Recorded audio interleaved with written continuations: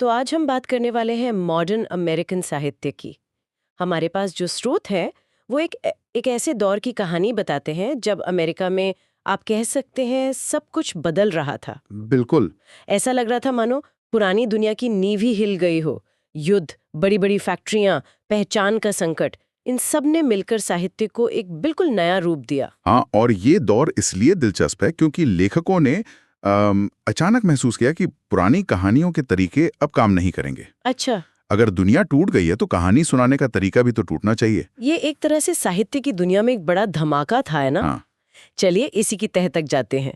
20वीं सदी के अमेरिकी साहित्य में आखिर ऐसा क्या बदला? मेरा मतलब है, अगर पहले का साहित्य आस्था, प्रकृति और एक साफ सुथरी नैतिकता की बात करता था, तो ये नया दौर मोहभंग, बिखराव, और किरदारों के मन के अंदर की उथल-पुथल। हाँ, उसी पर इतना क्यों तराया? या सबसे आकर्षक बात यह है कि साहित्य समाज का आईना बन गया, लेकिन एक टूटा हुआ आईना। टूटा हुआ आईना। हाँ, लेखक अब ये नहीं पूछ रहे थे कि एक आदर्श दुनिया कैसी हो, वो पूछ रहे थे कि इस टूटी फूटी आधुनिक दुनिया में जीने का मतलब क्या है।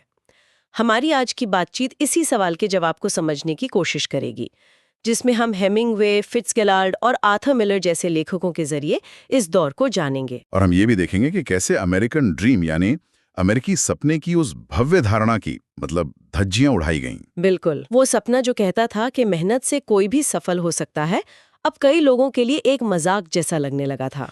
तो फिर शुरू कहां से करें? इस इतने बड़े बदलाव के पीछे था क्या?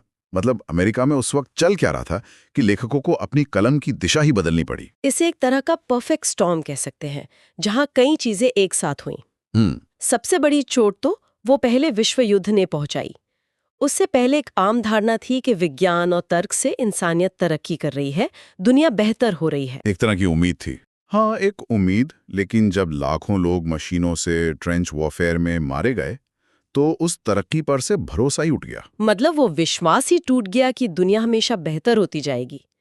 उस हिंसा ने इंसानियत के बारे में कुछ कुछ बहुत गहरा और डरावना सच दिखाया। हाँ, और इसी के साथ शहरों का उदय हो रहा था, औद्योगिकीकरण। अच्छा। लोग गांवों के अपने छोटे जुड़े हुए समुदायों को छोड़कर बड़े अनजान शहरों में आ रहे थे, बड़ी बड़ी फैक्ट्रियों में काम कर रहे थे। इससे एक तरह का अलगाव, एक अकेलापन पैदा हुआ।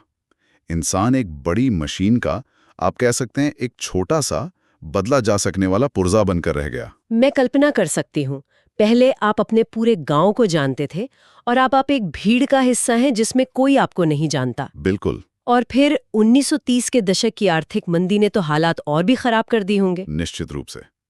ग्रेट डिप्रेशन ने तो जैसे ताबूत में आखिरी कील ठोक दी। हम्म।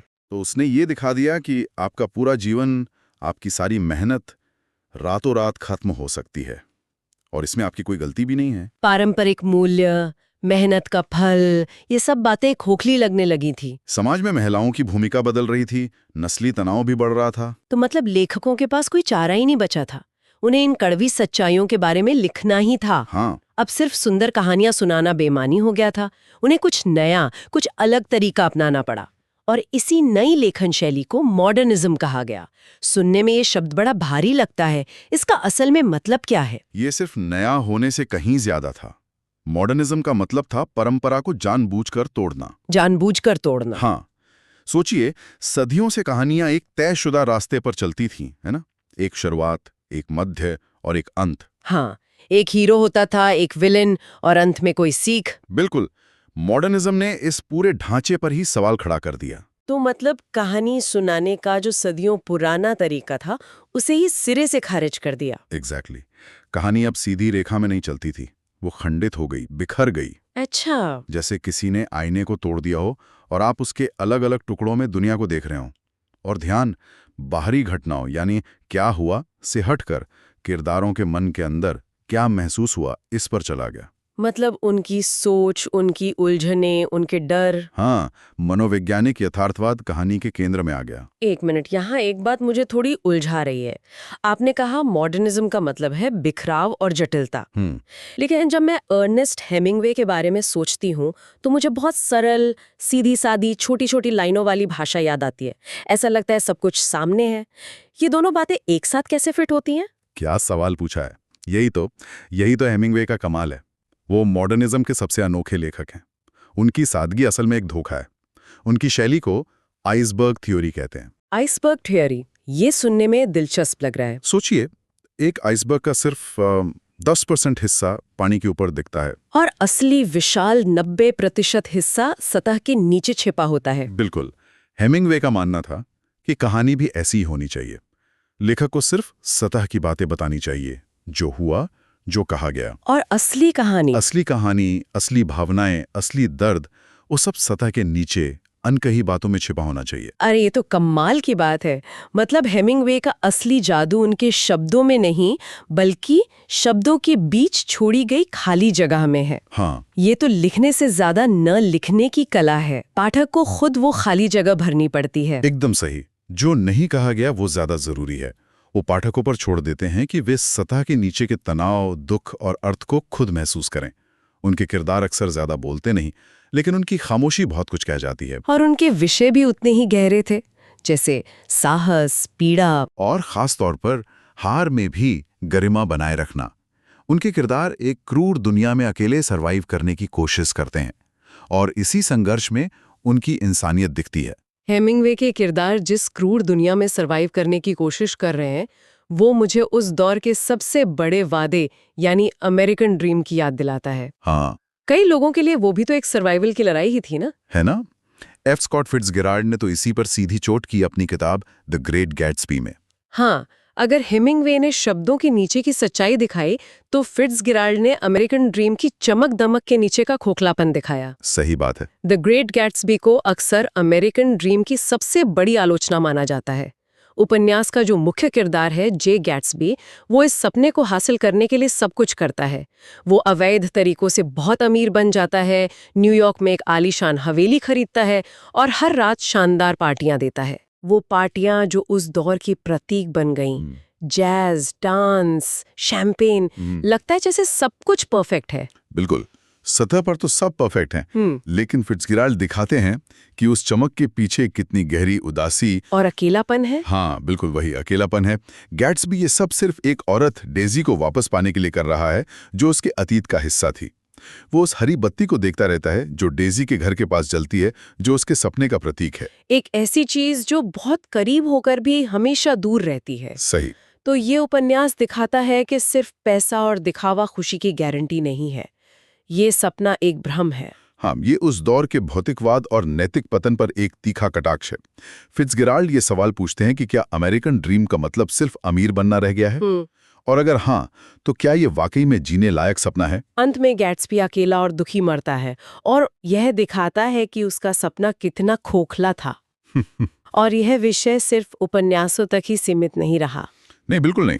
नाटक के मंच पर भी इसे उतारा गया, जैसे आर्थर मिलर के मशहूर नाटक डेथ ऑफ अ सेल्समैन में। बिल्कुल। और मिलर ने एक बहुत जरूरी काम किया। उन्होंने आम आदमी की त्रासदी को मंच पर पेश किया। आम आदमी की त्रासदी? हाँ, इससे पहले त्रासदी यानी कि ट्रेजेडी हमेशा राजाओं, रानियों या महान लोगों की होती थी। मिलर ने कहा कि नहीं, एक आम सेल्समैन विली लोमन भी एक त्रासद नायक हो सकता है। क्यों? क्योंकि उसके सपने भी उतने ही बड़े और महत्वपूर्ण हैं। विली लोमन भी तो अमेरिकन ड्रीम के पीछे ही भाग रहा था, लेकिन उसका सपना गैट्सबी के सपने से अलग था, है ना? हाँ, अलग था। वो बस एक सफल सेल्समैन बनना चाहता था जिसे लोग पसंद करें। हाँ, उसका सपना बहुत साधारण था और शायद इसीलिए ज्यादा दर्दनाक है।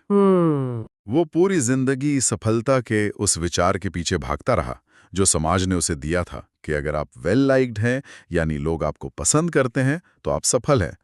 लेकिन वो एक औसत सेल्समैन है और उम्र के साथ उसकी हालत और खराब होती जाती है।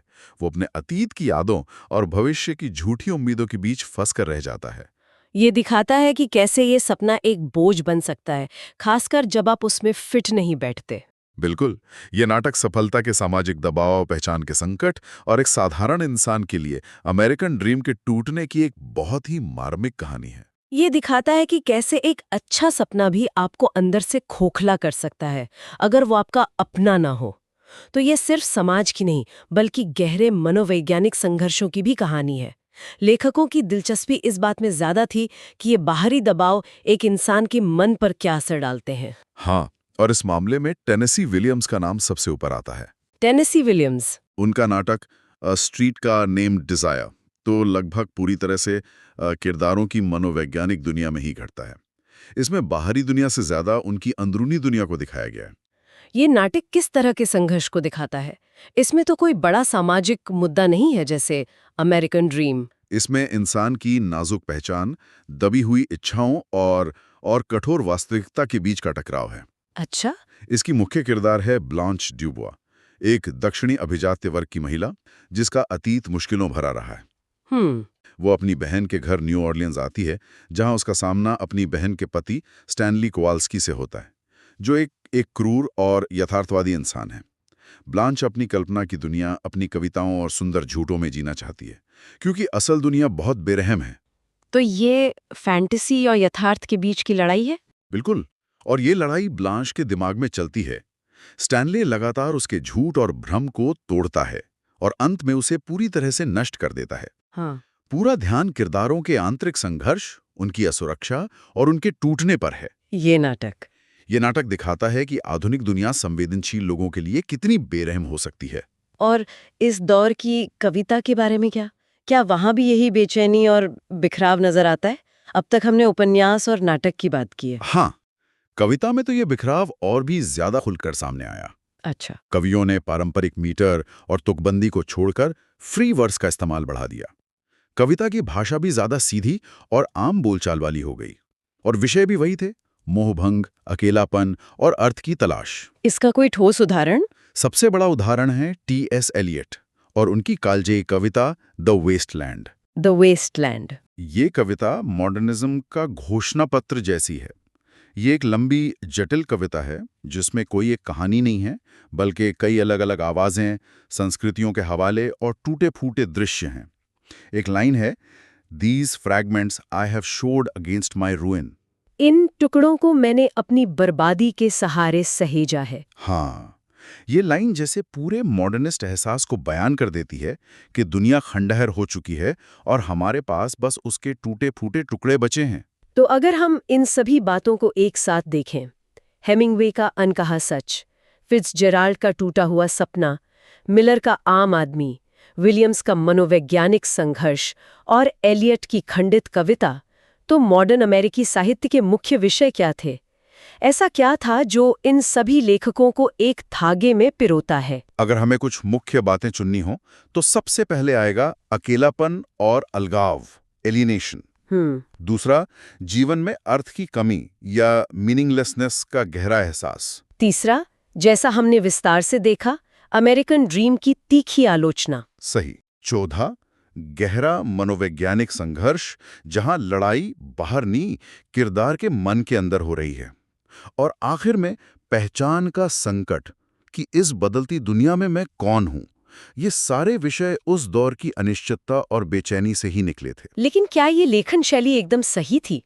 क्या इसकी कोई आलोचना नहीं हुई? हर दौर की अपनी सीमाएं होती हैं ना? हाँ, बिल्कुल। और इसकी आलोचना भी हुई। कुछ आलोचकों को ये बहुत ज्यादा निराशावादी लगा। अच्छा, निराशावादी। हाँ, उन्हें लगा कि इसमें सिर्फ दुनिया की बुराई और इंसान की कमजोरी पर ही ध्यान दिया गया है। उम्मीद की कोई किरण नहीं दिखाई गई। ऐसा लगता था जैसे हर कहानी का अंत त्रासदी या मोहभंग में ही होना तय है। और इसकी जो खंडित, बिखरी हुई शैली थी, क्या वो हर किसी के लिए थी? मुझे लगता है कि आम पाठक के लिए इसे समझना मुश्किल होता होगा। यह एक बहुत बड़ा मुद्दा था। इसकी खंडित शैली और मनोवैज्ञानिक गहराई के कारण कई बार ये आम पाठकों की पहुंच से बाहर हो जाता था। इसे समझना एक पहेली सुलझाने जैसा हो सकता था। ये भी कहा गया कि इसमें व्यक्तिगत निराशा पर इतना ज्यादा ध्यान दिया गया है कि बड़े सामाजिक या राजनीतिक समाधानों की बात ही नहीं की गई। मतलब सिर्फ समस्या दिखाता है, समाधान नहीं। हाँ, कुछ हद तक। फिर भी इन सीमाओं के बावजूद इसका महत्व तो बहुत बड़ा है। हाँ, क्योंकि इन सीमाओं के बावजूद ये उस दौर की मानवीय स्थिति का एक सच्चा और शक्तिशाली आईना था। इसने साहित्य को मजबूर किया कि वो आसान जवाब देने की बजाय मुश्किल सवाल पूछे। इसने कहानी कहने की कला को हमेशा के लिए बदल दिया। तो हमने देखा कि कैसे 20वीं सदी के अमेरिकी संकटों ने, युद्ध, मंदी और सामाजिक बदलावों ने वहां के साहित्य को पूरी तरह बदल दिया। बिल्कुल। सीधी सरल आदर्शवादी कहानियों की जगह जटिल, मनोवैज्ञानिक और प्रायोगिक लेखन ने ले ली। हेमिंग्वे की आइसबर्ग थ्योरी जो कहती है कि असली कहानी सतह के नीचे है, से लेकर फिट्जजेराल्ड और मिलर द्वारा अमेरिकन ड्रीम की आलोचना तक, यह साहित्य परंपरा के पुराने नियमों को तोड़कर कुछ नया और जरूरी रच रहा था। सही है। ये उस दौर की बेचैनी और सवालों की आवाज था, जो आज भी उतनी ही प्रासंगिक लगती है। यहाँ एक विचार छोड़ जाते हैं। इस साहित्य ने मोहभंग और आम आदमी की त्रासदी पर बहुत ध्यान दिया है। आज की हमारी दुनिया को देखिए, हम तकनीकी रूप से पहले से कहीं ज्यादा जुड़े हुए हैं, लेकिन शायद उतने ही ज्यादा अकेले भी हैं। सही बात है। सोचने वाली बात यह है कि क्या पहचान, अर्थ और सफलता को लेकर हमारे बुनियादी सवाल अब भी वही नहीं है जो इन लेखकों ने 100 साल पहले उठाए थे? बस शायद उनका रूप और हमारे सपनों के नाम बदल गए हैं।